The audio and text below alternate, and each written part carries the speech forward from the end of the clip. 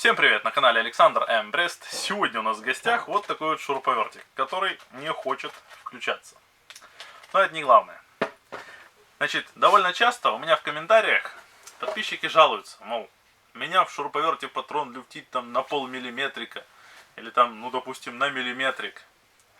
Хочу вам, ребят, сказать, что полмиллиметрика, миллиметрик, это фигня. Зацените настоящий люфт. Ну а теперь взглянем на люфт поближе. Во все стороны. И причем далеко не полмиллиметрика. И далеко не миллиметрик. Вот это люфт. За всю свою практику не припомню, чтобы мне попадался шуруповерт, у которого люфт больше. Бывало, дрели там полностью с разбитым редуктором, да, примерно так люфтили. А этот шуруповерт еще и работать умудрялся при этом, пока у него что-то там не навернулось, и он не перестал вообще включаться. Короче говоря, давайте разбирать. Пытаться его, естественно, завести. Ну и если у нас это получится, то попробуем убрать и люфт.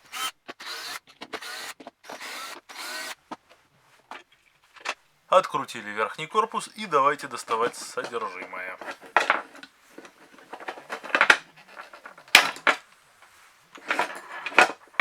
О, здесь у нас загорела кнопочка. Давайте с этой кнопочки снимем двигатель. Для этого нам понадобится шило. Снимается все очень просто.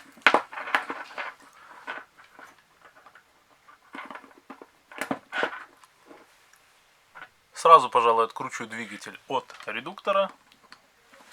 Он у нас держится на 3 шурупах.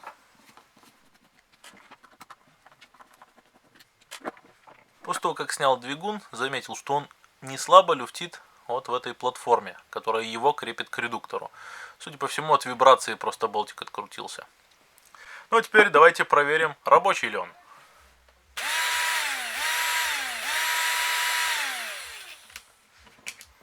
Отлично работает. Также я заглянул внутрь нашего двигунчика и увидел, что щетки в принципе стерлись меньше, чем наполовину. Даже сфотографировать умудрился. Поэтому после видосика смотрите фотки.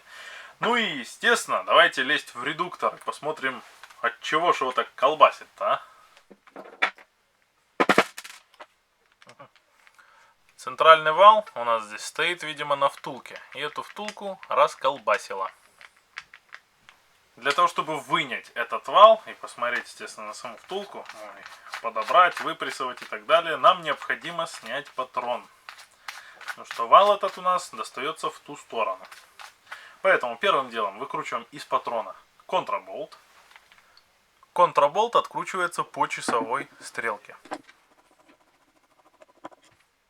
Затем будем снимать патрон. Зажимаем в патрон шестигранник, затем берем головку на 20, ставим эту головку на водилу и давайте выкручивать.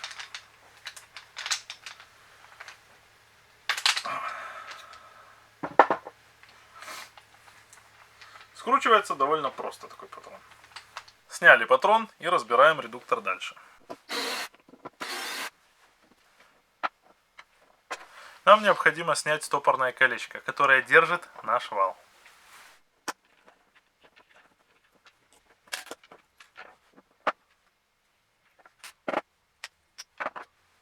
Ну вот мы и извлекли вал из нашего редуктора. Еще раз посмотрим.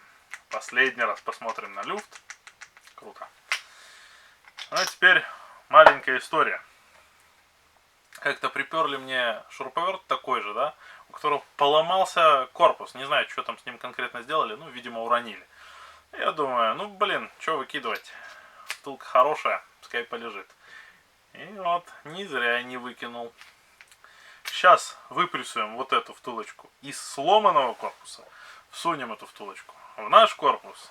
Ну и я думаю, люфт исчезнет. Да, кстати, на валу выработки особо и нет. То есть он практически в идеальном состоянии. Втулка буквально вручную выпрессовывается. Нам необходимо всего лишь головка на 11, вороток в качестве упора, ну и немножко физической силы. Оп.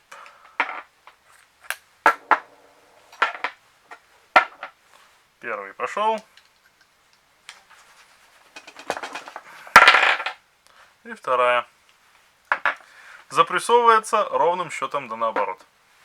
Прицеливаемся нашей втулочкой в корпус как надо и давим. Все, втулка одета. Теперь берем все наши запчасти, естественно их чистим и будем приступать к сборке. Первым делом поставим вал. Чтобы во время сборки вал нечаянно не выпрыгнул, я беру головку и подставляю ее вот таким макаром под вал. Так, затем ложим металлическое колечко и засыпаем вот сюда все наши металлические шарики.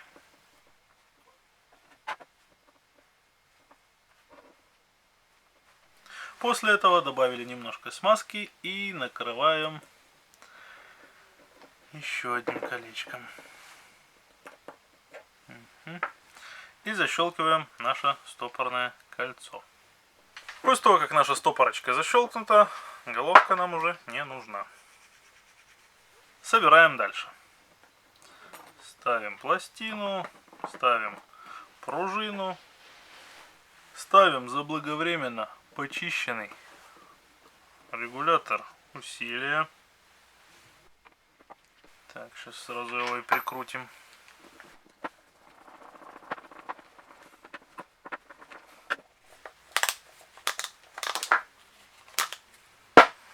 Теперь будем собирать сам редуктор.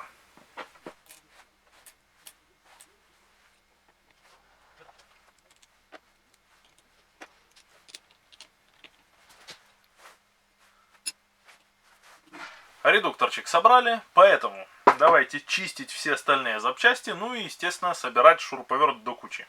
Разболтавшиеся болтики, которые держат нашу платформу и двигатель вместе, я поджал, поэтому давайте собирать. Значит, здесь у нас торчит пипсик, здесь у нас ответная выемка, поэтому собрать неправильно такой редуктор нереально. Теперь давайте подключим двигатель к кнопке. Соединение у нас здесь быстросъемное. Просто ткнул, и они уже не вылазят.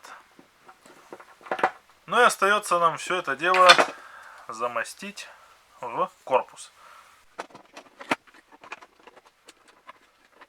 Поставили все запчасти в корпус, убедились, что провода нигде ничему не мешают, и накрываем верхним корпусом.